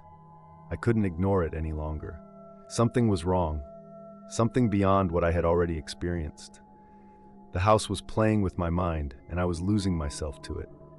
The whispers, those faint, soft voices that had once been a distant hum, had grown louder. Now, they filled the silence of my thoughts, filling every quiet moment with a warning I couldn't understand. The walls seemed to hum with them, as if the house itself was alive, breathing, speaking to me in its own language.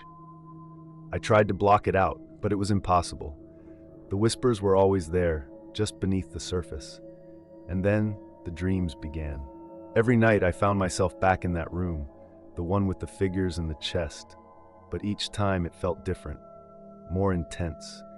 The figures would move, their eyes locking with mine, and I would feel the cold touch of their presence, like icy fingers brushing against my skin. I would try to scream, but no sound would come out. One night I woke up gasping for breath, the feeling of their eyes on me still lingering, even in the safety of my own bed. I couldn't escape it, couldn't escape them. The house had a hold on me, deeper than I had realized. It wasn't just the house itself. It was the curse, the thing that Vogel had unleashed, that was now embedded in my soul. The worst part was that I no longer knew what was real. I began seeing things during the day, things that weren't there. A shadow passing by the corner of my eye, fleeting figures that I could never quite catch.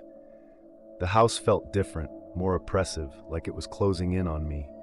And I started to wonder if I was losing my mind, or maybe the house was driving me to madness. It had done it to Vogel, after all. Why wouldn't it do the same to me? I couldn't shake the feeling that I was being pulled deeper into its grip, that my fading memories were just part of the trap. Every day, I felt myself slipping further into its world, into its twisted reality. The house was erasing me, not just from the outside world, but from my own thoughts, my own identity. The walls, the whispers, the figures, they were all part of something greater, something ancient. And I was becoming a part of it too. But despite the growing dread, there was a part of me that felt drawn to the house, to the history it held. It was as if something was calling me, urging me to uncover the truth, to face whatever it was that Vogel had unleashed. But every time I tried to remember more, every time I tried to force the memories back into place, they slipped further away, like water running through my fingers. And with each fading memory, the dread grew stronger. I knew one thing for sure now: I couldn't leave. No matter how much I wanted to, the house wouldn't let me. And soon, I wouldn't want to leave either. The shadows were closing in, and soon I would be a part of the house's story, fading into its history like all the others before me. I could already feel it taking hold. And in that moment, I realized there was no escaping the truth. The house was my new reality, and there would be no way out. The stillness of the house had begun to gnaw at my sanity. I had become so accustomed to the silence that for a while I thought it was just another part of the house's eerie charm. But today, as I walked through the dark hallways, something felt different. The air was heavier, thick with an unsettling presence that I couldn't explain. It was as if the house was no longer just an old, decaying structure. It had become alive, aware, and watching me. Every step I took echoed, but it wasn't just the sound of my own footsteps that made the hairs on the back of my neck stand up. It was the strange, subtle feeling that someone or something was nearby, watching, waiting. I paused in front of a cracked mirror in the hallway. My reflection stared back at me, but the emptiness in my eyes felt wrong. It wasn't just fatigue. It was as if I wasn't seeing myself anymore. I shook the thought away and tried to push forward, but my every movement felt sluggish, as if something was dragging me back. The house creaked. I froze. It wasn't the familiar creaks of the house settling. This was something else. A soft, shuffling noise echoed from behind me, followed by a low, muffled whisper, indistinct, like the soft rustling of someone's breath, but it didn't come from anyone I could see. It seemed to swirl around me, as if the air itself had suddenly come alive, teasing me. I spun around, but there was no one there. The hallway stretched out, as long and empty as ever. No shadows, no figures, nothing but the oppressive stillness. But the whisper. It lingered in my ears, repeating over and over in a language I couldn't understand. It was a voice, but not one I recognized. And then, it dawned on me. I wasn't alone in this house. Something was here. Something had been here all along. I began to move cautiously, my footsteps now hesitant, careful not to disturb the silence too much. Every sound seemed amplified. The squeak of my shoes on the wooden floor, the faint hum of the old house's ancient systems, and the distant sound of water dripping somewhere deep within the bowels of the house. But through it all, I felt those invisible eyes on me, their gaze heavy, suffocating. I made my way to the kitchen, hoping for some sense of normalcy, something to distract me from the growing anxiety in my chest. But as I entered, I stopped dead in my tracks. The door to the basement, which I had locked just hours earlier, was wide open. I didn't remember opening it. In fact, I was sure I hadn't. I had been too scared to even approach it. The darkness of the basement was a palpable thing, something I had been avoiding ever since I first arrived. But now, the door was ajar, just a sliver, as if someone or something had been down there and forgotten to close it. A chill ran down my spine. I didn't want to go near it, but I couldn't bring myself to turn away either. The house had been quiet until now, but this was different. The air around the basement door felt charged, alive in a way the rest of the house didn't. I stepped forward, drawn inexplicably to the open door. But before I could reach it, I heard it. A soft footstep behind me. My heart raced. I turned so quickly I nearly lost my balance. There in the dim light, a shadow stood at the far end of the kitchen, near the door I had just entered from. It was just a silhouette, no discernible features, but I could feel its presence. The air grew colder. My breath came out in short, rapid bursts. I couldn't see who it was, couldn't even tell if it was human. But I knew one thing for sure. Whatever it wasn't friendly. I stood frozen, my mind racing for any explanation. Maybe it was just a figment of my imagination. But the whispers, the footsteps, the shadow, they were real, and they weren't going away. In fact, they were getting closer. The shadow shifted. It took a step forward, and that was all I needed to spring into action. I bolted for the door, my legs moving without thought, my mind screaming at me to escape.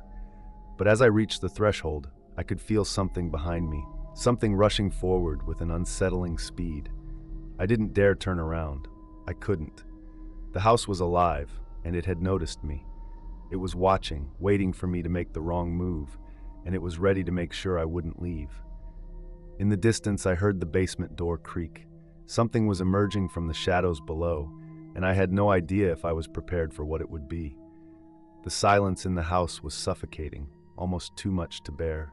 I had long since grown accustomed to the creaks and groans of the old structure, the sound of the wind howling through the broken windows, and the occasional drip of water somewhere deep in the walls. But tonight was different. The house felt even quieter than usual, as if it was holding its breath, waiting for something to happen. I stood in the middle of the living room, the dim light from a single bulb casting long, eerie shadows against the walls. I was frozen in place, my body tense, every sense alert. Something wasn't right. I heard it before I saw it. A single, sharp sound, footsteps. At first I thought it was my imagination, but then the sound repeated itself, echoing down the hallway, growing louder with each passing moment. It was unmistakable, the heavy, deliberate steps of someone moving quickly through the house. The rhythm was erratic, as if they were rushing but unsure of their direction. I held my breath, straining to listen, my heart pounding in my chest. My eyes darted around the room, searching for any sign of movement, any shadow that might betray the source of the footsteps. But there was nothing, just the eerie emptiness of the old house. The footsteps continued, but they seemed to come from different directions at once. It was as if the person, whoever they were, was moving through the walls themselves, from one room to the next, covering more ground than seemed possible. I slowly backed toward the hallway, my mind racing. Who was in the house with me? Was it someone else, someone who had somehow slipped in unnoticed? The idea of an intruder sent a wave of cold terror through me, but I quickly dismissed it. The doors were locked, and there was no sign of forced entry. It couldn't be a stranger. The footsteps came closer, growing louder, their rhythm quickening. My heart thudded in my chest. I couldn't move. The sound was everywhere now, surrounding me, but no one was there. I turned on my heel and rushed toward the front door, desperate to get out of the house, desperate to escape whatever was following me. But when I reached the door, I froze. The footsteps stopped. Silence filled the air, more oppressive than before. I reached for the door handle, only to realize it was locked, just as I had left it. Panic surged through me. What was happening? Who was in the house? And why had they stopped? I turned around again, looking for any sign of the footsteps, but there was nothing. The hallway was empty. The living room was still. It was as if the house itself had swallowed up whatever had been causing that sound. But I knew, deep down, that it was still there, watching. I took a step forward, my hands trembling. The sound of the footsteps had stopped, but I couldn't shake the feeling that I wasn't alone, that someone was just waiting, biding its time. I glanced over my shoulder once more, and that's when I heard it again, closer this time, almost on top of me. A sudden rush of footsteps, louder than ever. But when I turned around, the hallway was empty. The footsteps continued, echoing through the house, as if mocking me. No one was there, but I couldn't shake the feeling that I was being watched. And the house was alive, listening, waiting for me to make my next move. The house had been quiet for what felt like hours, the kind of quiet that made you uneasy, like the world had suddenly forgotten you were there. I'd spent my time wandering through the old, decaying rooms, trying to make sense of the strange occurrences, but the longer I stayed, the more I felt like the house itself was closing in on me. It was late now. The dim light from the flickering bulb above me cast long shadows across the hallways, making everything feel more stretched and distorted. I should have left. Something told me I needed to leave, but the curiosity that had brought me here still gripped me tightly. As I moved through the hallway, my footsteps echoing loudly against the wooden floors, I caught a glimpse of something at the far end of the corridor. At first, it was just a shadow, but as I focused, I realized it was something more. A figure, tall and impossibly still. It stood there, at the farthest point of the hallway, almost hidden by the darkness. I froze. The figure was cloaked in a tattered, shadowy silhouette, its features obscured by the dim light. I couldn't tell if it was a person or something else entirely. It seemed to be facing me, unmoving, as if it had been waiting for me to notice. My breath caught in my throat. For a moment, I simply stood there, unable to move, my mind racing with questions. Who was it? How had they gotten in here? Was I imagining it? The house played tricks on you, didn't it? The figure remained motionless, like an apparition caught in time. I felt an icy chill crawl up my spine. Then, almost as if it had read my mind, the figure began to move. I took a step forward, my heart pounding in my chest, wanting to get a better look, to understand what I was seeing. But before I could take another step, it vanished, gone. In an instant, as if it had never been there at all. My breath hitched in my chest. I blinked hard, hoping to clear the fog in my mind, but the hallway was empty. No figure, no movement. Just the eerie silence that seemed to grow thicker with each passing second. I looked down at the floor. My heart still raced. Could it have been a trick of the light, a shadow cast by something else? But the air around me felt different now, heavier. A presence lingered, as if the figure's departure had left something behind. Something watching. I stepped forward, slowly, carefully, my eyes darting along the dark corridor. The walls seemed to close in on me with every step. There was no sound but the pounding of my own heartbeat in my ears. I walked toward the spot where the figure had stood, my mind filled with confusion and fear. Nothing. It was as if it had never been there, but deep down I knew it had been real. Whatever it was, whoever it was still here. The house was alive, and it had seen me. And now, I had seen it. Panic surged through me like a wildfire, spreading through my veins faster than I could control. My breath came in short, shallow bursts, and my heart hammered painfully against my rib cage. My legs moved on their own, propelling me forward down the dark hallway, my mind unable to process what was happening. I couldn't stop. I couldn't let whatever was following me get closer. It wasn't the figure that had terrified me. It was the feeling, the overwhelming sense that something was watching me, something unseen, but always there. It was in the air, the walls, the very ground beneath my feet. It had followed me the moment I stepped foot inside this cursed house, and now I couldn't escape it. I turned a corner, desperate to find a way out, but something was wrong. The hallway, it didn't look the same. The walls seemed to bend and twist unnaturally, the floor stretching out before me like it was mocking my every move. I blinked hard, convinced my eyes were playing tricks on me. But no, the space around me was changing. The familiar wooden floors I had walked on before were now slick, as if coated in something wet and unnatural. The air turned thick with an oppressive weight, suffocating me with every breath I took. The doorways that had once been clear, pathways to escape, now felt distant, unreachable. I ran faster, my footsteps echoing in the endless hallway, but no matter how fast I moved, the house seemed to stretch out before me, elongating its corridors just out of reach. The further I ran, the more disoriented I became. I could barely make out the familiar doorways and windows anymore. The walls were closing in, the corners of the house twisting in ways they shouldn't. The house wasn't just a house anymore, it was alive. It was watching me, pulling me deeper into its grasp. I stumbled, my foot catching on something, but I didn't stop. I couldn't stop. I had to get out. I had to leave before whatever had been following me got closer. Every instinct told me to run, but the house was closing its walls around me, trapping me. I turned another corner, my chest tightening as a deep guttural sound reverberated through the house. It was as if the building itself was groaning in displeasure, its wooden bones creaking and shifting. I wanted to scream, to call for help, but my voice caught in my throat. And then, just as I thought I couldn't run any farther, the hallway ahead of me split open. A doorway that had not been there before appeared, a dark and inviting passage. I should have known better. I should have run the other way, but my feet moved of their own accord, pulling me toward the unknown. I was too far gone, too trapped in this nightmare to care anymore. I entered the doorway, expecting relief, but what I found was far worse. The walls, the floor, everything seemed to pulse and shift as though it were alive. There were no windows, no exits, just an unending maze of rooms that stretched on forever. No matter how hard I tried, the way out remained out of reach, slipping further away with each desperate attempt. The house had swallowed me whole. And now it wasn't going to let me leave. My mind raced as I stood there, facing the door again. I had been running through the house, desperately searching for an escape. But this one door, this cursed, unyielding door, had always seemed to loom in the background, a dark mystery I couldn't ignore. Every time I came close, it felt like something was pulling me toward it, yet something inside me also warned me to stay away. I had been here before, or at least I thought I had.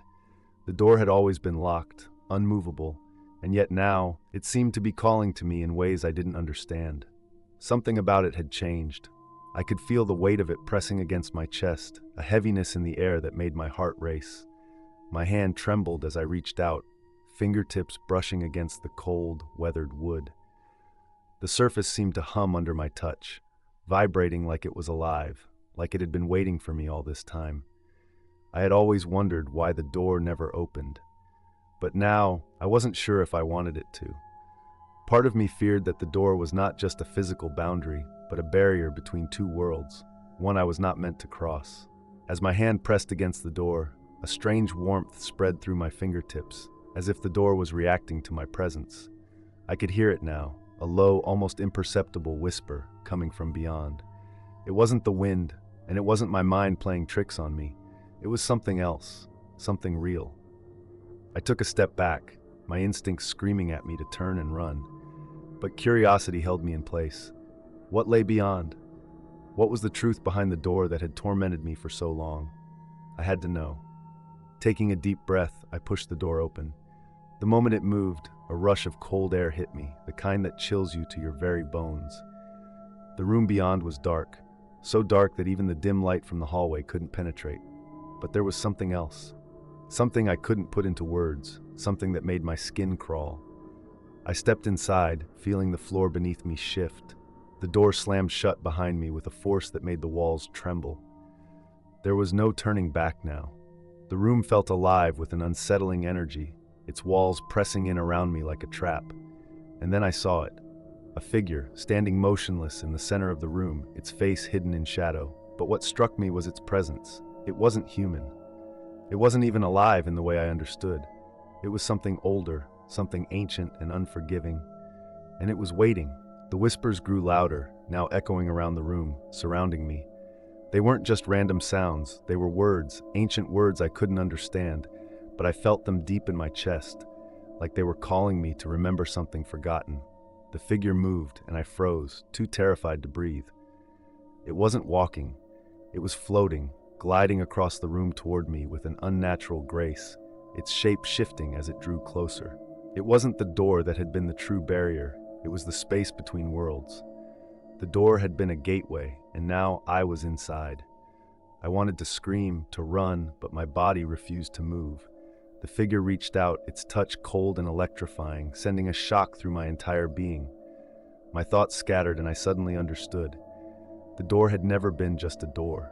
It had been a portal, a doorway to a place where time and reality didn't exist. The truth about the door was simple. It was not a physical barrier. It was a threshold between this world and something far darker, far older.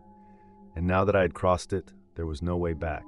The whispers, the figure, it was all part of the house's curse, a curse that would bind me forever. As the figure's hand touched my forehead, everything went black. And in the darkness, I realized there was no escape from the truth. I had opened the door, but the door had opened me to something far worse. My heart pounded as I rushed through the dark hallways, desperately seeking an exit.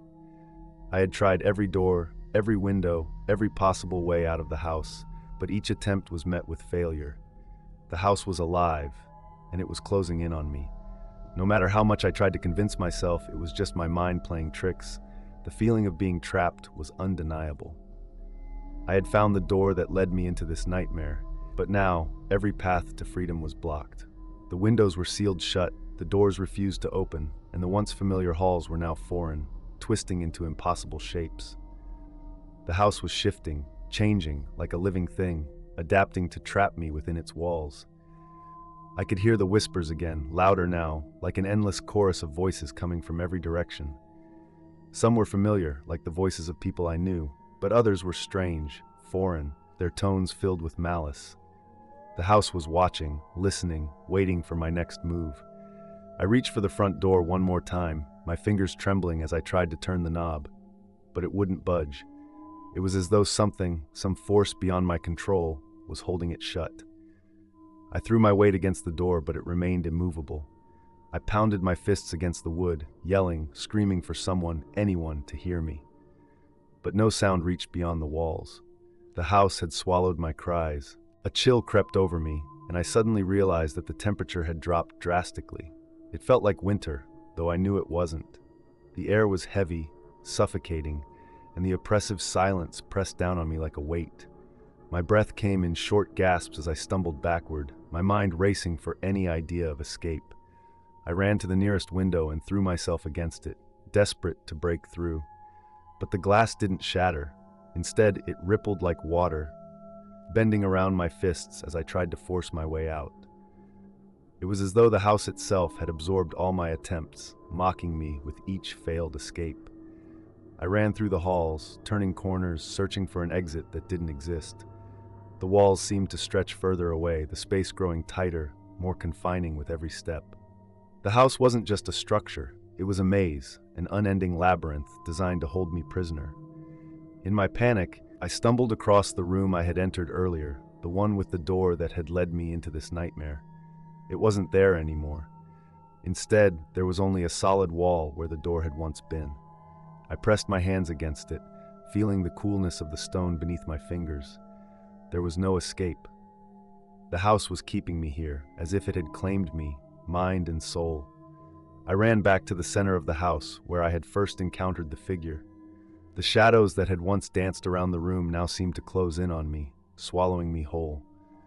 I could hear the whispers again, but this time they weren't just voices. They were memories, mine. The house had taken them, twisted them into something else, and now they were part of it. The house was feeding on my fear, using it to grow stronger, to trap me in its endless halls. The more I tried to escape, the tighter the grip became. I couldn't outrun it, couldn't fight it. Every door, every window, every escape route led to the same result. I was still here, in the house, its prisoner. And then, as if the house itself had decided my fate, I felt a cold hand on my shoulder. I spun around, expecting to see the figure again, but it wasn't there. Instead, the room was empty, save for the oppressive silence and the heavy air that seemed to pull me down. The house had won. There was no escaping it. I had opened the door, I had crossed the threshold, and now I was part of its dark history. The walls seemed to pulse with a life of their own, closing in around me, as if the house was alive and hungry. I stood there, defeated, my eyes darting from one shadow to the next, knowing that no matter how hard I tried, there would be no escape. The house had claimed me, and now it would never let go. And so I was trapped, forever bound to the house that had swallowed me whole. I couldn't believe it. There I was, standing in front of the door again, the very same door that had led me into this nightmare. I had come full circle. After everything I had experienced, after the whispers, the shadows, the strange figure, I had somehow ended up back at this door. My heart raced as I reached out for the doorknob, fingers trembling. This door, the one that had once opened into the house, had been my only hope of escape. But now, I was unsure whether I even wanted to face what lay beyond. I took a deep breath, bracing myself. I turned the knob. The door creaked open, but instead of revealing the house I had known so well, I was met with something far worse. A black, impenetrable void stretched out before me. No walls, no floor, no ceiling, just an endless darkness that seemed to go on forever. It felt as though the door had opened into a place that didn't belong to this world. I stepped back, my breath quickening. I tried to convince myself this wasn't real. I had to be hallucinating or dreaming. But when I reached out to touch the doorframe again, the cold, unfeeling wood sent a shiver down my spine. This was real. The door had led to nothing. It wasn't just an empty room or another hall. It was an abyss, a place where nothing existed except for the darkness. I slammed the door shut, panic rising in my chest. I backed away, stumbling in my haste to get away from it. My mind was reeling, my thoughts scattered like leaves in the wind. I couldn't process what I had just seen. How could a door lead to nothing? How could it take me back to nothing? I turned around, desperate to find another exit, but the house had changed again. The walls, once familiar, now seemed foreign and oppressive. The hallways twisted, leading me back to the same spots I had passed through 100 times. I ran to the nearest window, throwing open the shutters in a last-ditch effort to escape, but all I saw was the same empty stretch of street outside, the world still frozen in time. Nothing had changed. I felt the walls closing in, a suffocating pressure pressing against my chest. The house was toying with me. No matter how many times I tried to leave, no matter how many doors I opened, I was always brought back to the same place. The void behind that door was not just a physical absence, it was a symbol. It was telling me something. Something I refused to understand at first. This house, this nightmare, was my prison. I went back to the door, determined to open it again. Maybe I had missed something, some clue that would lead me out of this twisted place. But when I opened the door this time, there was no void. There was nothing. The door led back to the hallway just like before. I stepped through, my hands shaking, but the hallway felt different now. The air was colder, the shadows darker. As I walked, the whispers grew louder, more distinct, more insistent. They weren't voices anymore. They were thoughts, feelings, memories, all melding together. The house was feeding on me, twisting my perceptions, distorting reality. I tried opening other doors, but they led to the same hallways, the same rooms, the same emptiness. The house had no escape.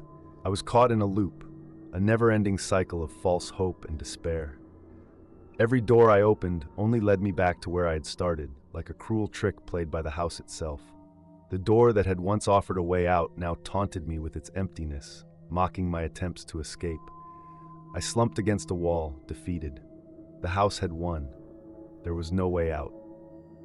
There was no escape from the endless cycle of fear and confusion it had trapped me in. The door that had once seemed like a path to freedom now represented everything I had lost. It led nowhere, just like everything else in this place. And I realized with a sinking heart that I would never escape. No matter how many doors I opened, no matter how many times I tried to run, I was always going to be here, in this house, forever trapped in its endless void. The door that led nowhere was the only place I would ever be, and that was the cruelest truth of all. I stood there, frozen in the hallway, the weight of the house pressing down on me. Everything I had gone through, the whispers, the shadows, the maze of rooms and endless corridors, had led me to this moment. A moment where the choice was finally mine, stay or leave. I could hear the house around me, creaking and groaning, as if it were alive, watching me, waiting for me to make up my mind. The air was thick with the lingering scent of dust and decay, but also something more, something unsettling, like the house itself was beckoning me to delve deeper into its secrets, to uncover its true nature. But at what cost? I turned back toward the door that had once seemed like my only hope, the one that led to nothing, the void.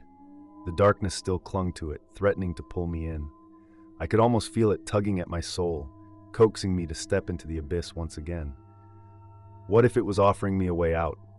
What if, deep within that void, there was an answer, a truth that would finally make sense of everything that had happened? I shuddered at the thought, but I couldn't deny the pull. And then the other option flashed before me. Leave. Just walk out.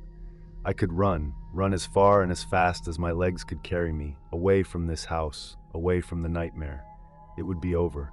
The memories of the strange occurrences, the fear, the overwhelming sense that something was always watching me, they would fade.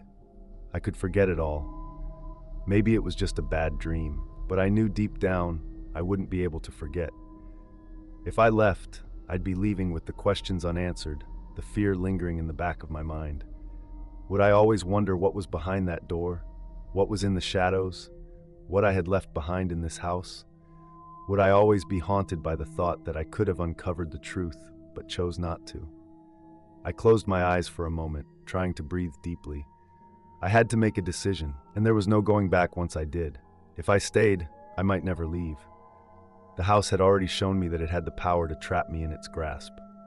The door, the corridors, the strange shifting rooms, it would all continue, spiraling out of control, and I would be left in this twisted reality forever. But at least I would know. At least I would understand what this house was, what its secrets were. I would know the truth, no matter how terrifying it might be. But if I left, I would never know. I would never uncover the mystery behind the door, the entity that haunted the halls, or the terrible force that had kept me locked inside. I would walk away, but a part of me would always be lost, forever wondering, always looking over my shoulder, waiting for the house to call me back. The whispers started again, soft at first, but then growing louder. They seemed to be coming from every corner of the house, filling the air like a dark melody, urging me to stay, to go deeper. I took a step back, torn. My heart raced, my hands trembling. Suddenly, I heard something, or someone, moving behind me. I whipped around, but there was nothing there, just the cold, empty hallway stretching out into the dark. "Leave," a voice whispered in my ear. It was soft, almost like a breeze, but it felt so real, so close. "You're free to go." My heart skipped a beat. That voice, it wasn't just the house, it wasn't just the shadows. Someone, or something, was speaking directly to me. I glanced at the door again, that same door that had haunted me throughout this entire ordeal. It seemed to be calling me, beckoning me to enter. But something had changed. The darkness was no longer just an empty void, it was alive, it was waiting. And I realized then with a deep sinking feeling that whatever I chose, stay or leave, it would be the end of something. But I couldn't shake the feeling that if I stayed, I might never get the chance to leave again. I could feel the house watching me, waiting for my decision, its silence almost suffocating. The clock ticked away in the background, its hands slowly creeping toward midnight. It was now or never. I took a deep breath, my mind racing with the consequences. Finally, with trembling hands, I reached for the door. The doorknob felt cold against my skin, the metal smooth but unyielding. For the last time, I asked myself, what is the truth worth? I opened the door. There was no turning back. I stepped through the door, my heart pounding in my chest. The world around me seemed to twist and blur, and I felt a momentary weightlessness, as though I had crossed over into another reality. For a split second, I thought I had made the wrong choice. I had expected something, anything, but the room I found myself in was unfamiliar, dark, and silent. I blinked, adjusting to the dimness, and realized I was no longer in the house. Instead, I was standing in a place that looked like an empty street, but it was wrong. The street lamps flickered, casting eerie shadows that seemed to move. There were no people, no sounds, just the hollow silence of a place stuck in time. This was not the world I knew. I could still feel the pull of the house, deep inside me, as if it were alive, waiting, watching. My decision hadn't led to freedom. No, I had walked straight into another trap. My stomach twisted with a gnawing dread as the truth settled over me like a cold shroud. The house wasn't finished with me. No matter what I chose, no matter where I ran, it would always be with me. Its secrets, its twisted, forgotten history, the horrors lurking within its walls, they were all now part of me. I had taken them with me. And no matter how far I went, no matter how many years passed, the house would never let go. I felt something behind me, and as I turned, I saw it. The figure was cloaked in shadow, standing still as if waiting for me to recognize it. Its eyes burned into me, familiar yet alien. And in that instant, I knew. It was not just the house that haunted me. It was everything the house had been, everything it had touched. The souls trapped there, the dark history buried beneath the foundation. All of it, all of them, were now bound to me. I tried to run, to flee, but the ground beneath me was unforgiving, and the walls seemed to close in on me. The fog thickened, wrapping around me like a living thing, pulling me deeper into the darkness. I couldn't escape. The house's secret was simple, yet devastating. Once you entered, you were never free. No matter where you went, no matter how far you ran, the house would always follow. Its curse would cling to you, and its whispers would never stop. The truth, the real truth, was that there was no escape. I had opened the door, yes, but in doing so, I had sealed my fate. And now, forever, the house and its terrible secrets would haunt me. It would never let me go, and neither would the memory of the night I walked alone through Budapest at 3 a.m. No one can escape the things they can never forget.